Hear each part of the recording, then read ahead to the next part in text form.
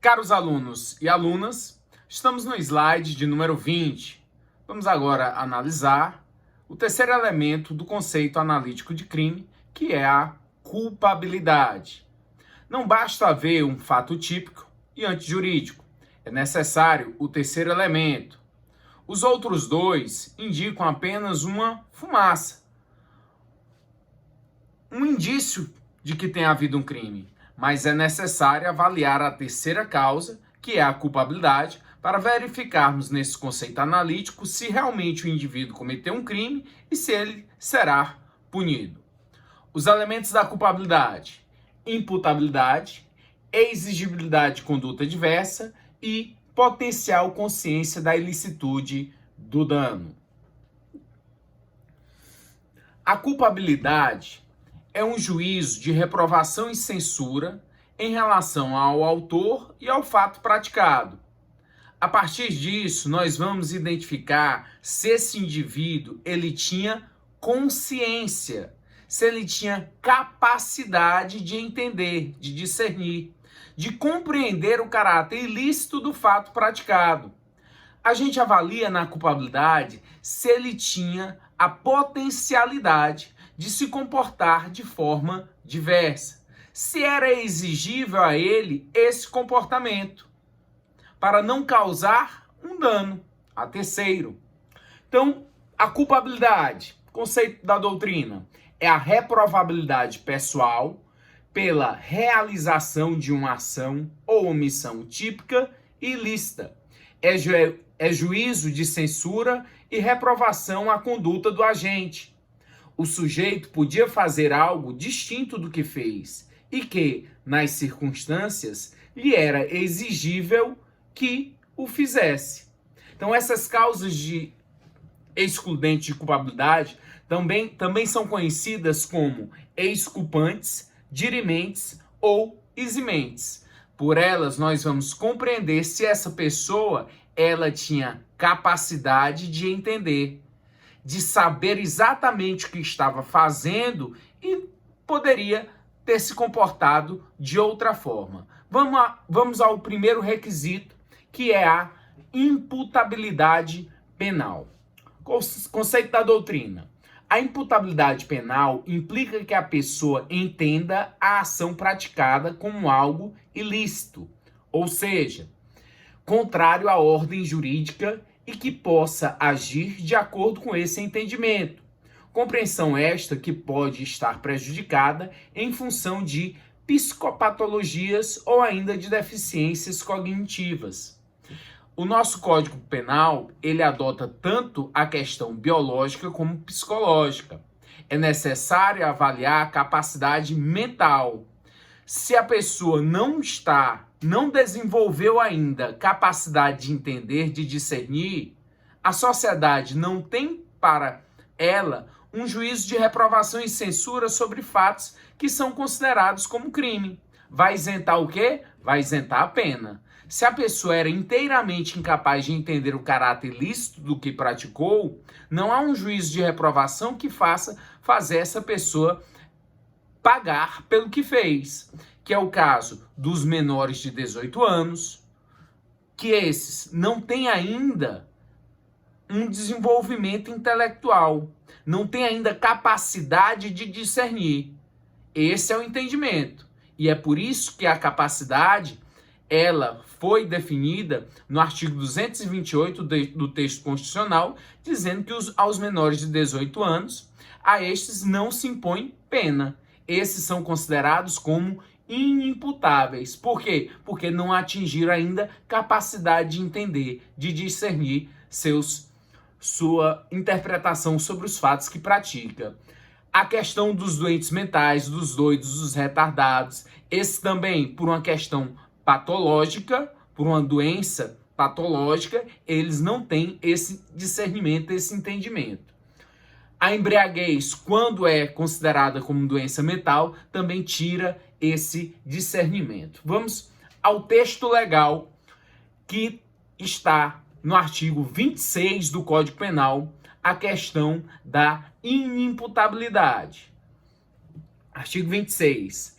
é isento de pena, ou seja, não é punido, o agente que, olha aí, primeira causa, doença mental, ou desenvolvimento mental incompleto, segunda causa, desenvolvimento mental incompleto, ou retardado, terceira causa.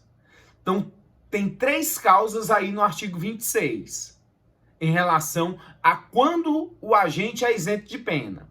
Parou aí o dispositivo penal? Não, ele segue. Era ao tempo da ação ou da omissão. Então ele está dizendo que tem uma questão cronológica, questão de tempo.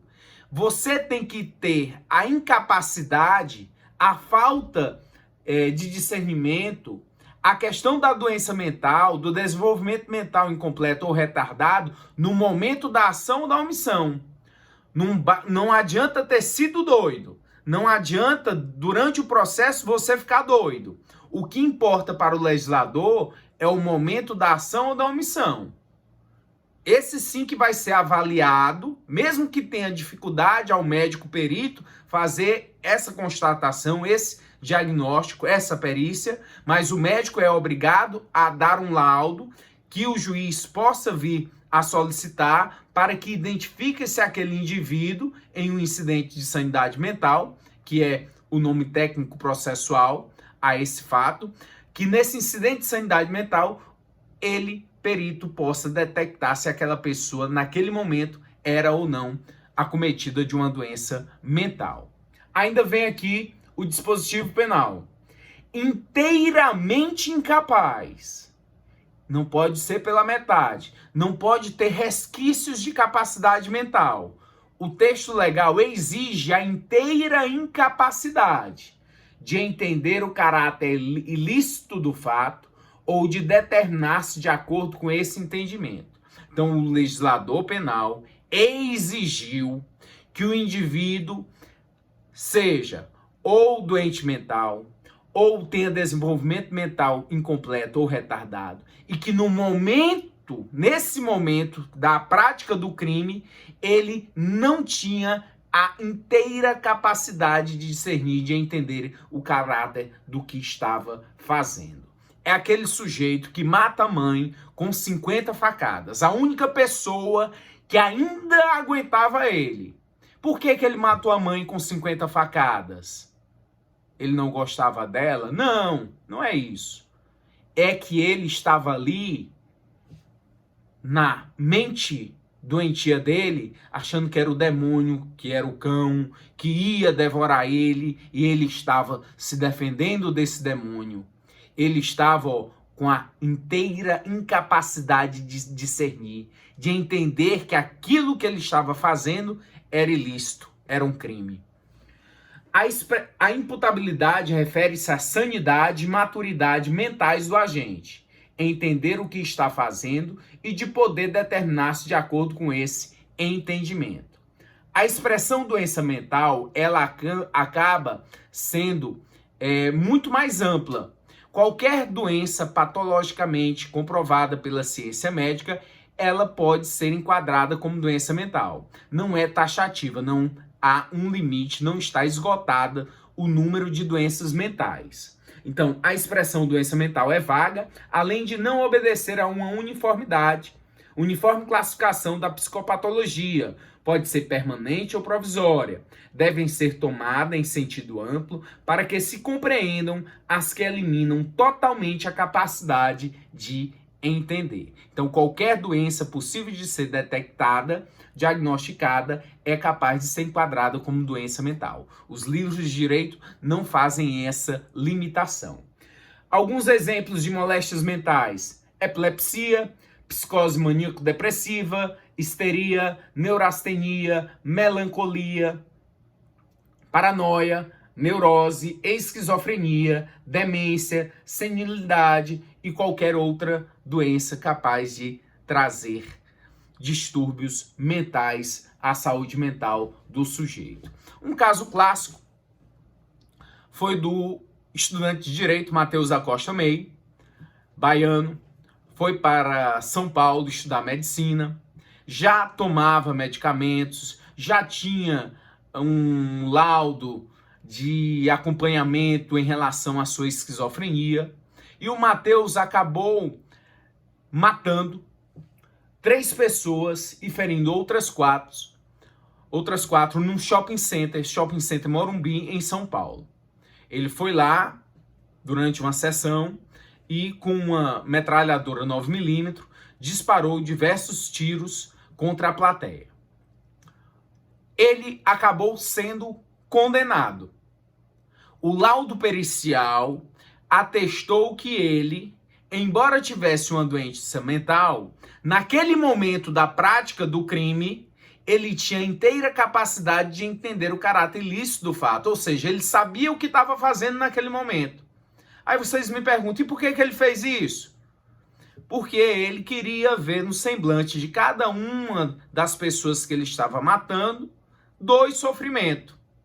Ele queria ver isso no rosto das pessoas, porque ele sabia o que estava fazendo.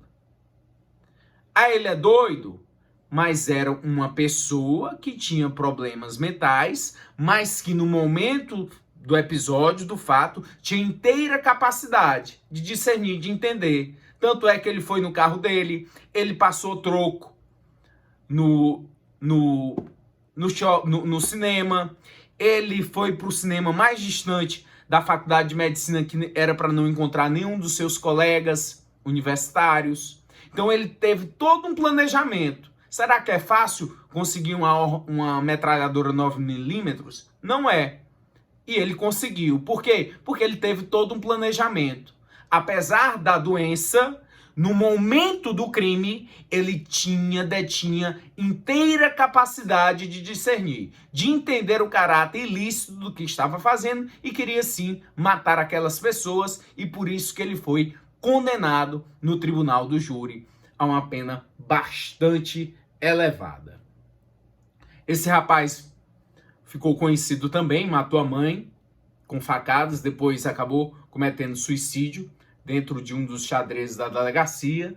Outro caso, um caso já recente, de um indivíduo, filho de uma ministra, de uma juíza, uma desembargadora do Tribunal de Justiça lá do Mato Grosso, que ele tentou alegar a insanidade mental, mas com recursos ele vem perdendo, ele não vem sendo acolhida a tese sustentada pelos advogados de que ele tivesse doença mental. Por que esse exemplo? Porque durante muito tempo se alegava as pessoas que tinham mais recursos, matou, agora vai alegar incidente de sanidade mental. Não é assim. É necessário que a comprovação por laudos médicos, perícia técnica do Estado, para diagnosticar que aquele indivíduo, no momento em que praticou o fato, ele tinha a inteira incapacidade de entender o que estava fazendo. Desenvolvimento mental retardado é um desenvolvimento mental que ainda não se completou. O indivíduo ainda está evoluindo. O indivíduo tem 40 anos, 50 anos, mas a inteligência é de uma criança de 4, 3 anos. Tem alguém lá se afogando e ele é incapaz de estender a mão para puxar essa pessoa. É porque ele quer? Não. É pela falta de capacidade de inteligência que não foi desenvolvida, que é muito o caso dos oligofrênicos, em um grau de idiotas, imbecis e débeis mentais, nessa ordem decrescente de inteligência. O alcoolismo e o vício em drogas têm o mesmo sentido, de poder ser constatado como uma doença mental, e assim a possibilidade da isenção de pena. Isenção para qualquer crime, não só uma questão se o indivíduo é viciado em drogas, ele vai ser isento do crime de tráfico de drogas, do crime de posse de drogas. Não, para qualquer crime, se for constatado que o vício do álcool, das drogas, é uma doença patológica. Sendo doença e ele tendo a inteira incapacidade de entender, de discernir no momento em que praticava o crime, ele será isento de responsabilidade. Então estas são as 3 causas tem que ser aliado ao tempo para trazer a inteira incapacidade de discernir, de entender e assim isentar e o indivíduo ser inimputável. Forte abraço, vamos até o próximo vídeo.